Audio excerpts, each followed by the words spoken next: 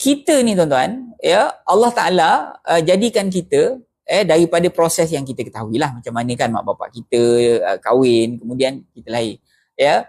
Kita dah jadi besar gemuk macam ni tuan-tuan, adakah kita ambil daripada mak bapak kita tu punya kulit, punya tulang, punya daging? Tak ada. Jadi maknanya apa yang Allah Ta'ala cipta tu tidak perlu korbankan orang lain tuan-tuan. Kita jadi macam ni tidak perlu korbankan orang lain.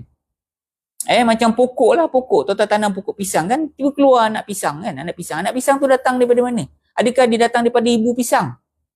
Kalau betul dia tu diambil daripada ibu pisang, tengok ibu pisang tu. Ada tak dia punya batang dia yang dah lompong ke untuk jadikan anak pisang? Tak ada tuan-tuan. Jadi sebab tu Allah Subhanahu Wa Taala ni diciptakan sesuatu tanpa mengorbankan sesuatu yang lain. Dia bukan macam kita. Kita ni kena korbankan sesuatu yang lain untuk buat satu ciptaan baru. Jadi sebab tu saya kata tadi, kalau ada orang yang mula-mula dia mencipta pun, sebelum tu kereta tak ada, tiba-tiba Henry Ford cipta kan, maknanya dia bukan mencipta.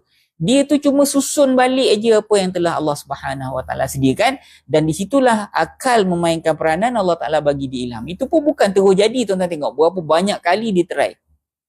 Berapa banyak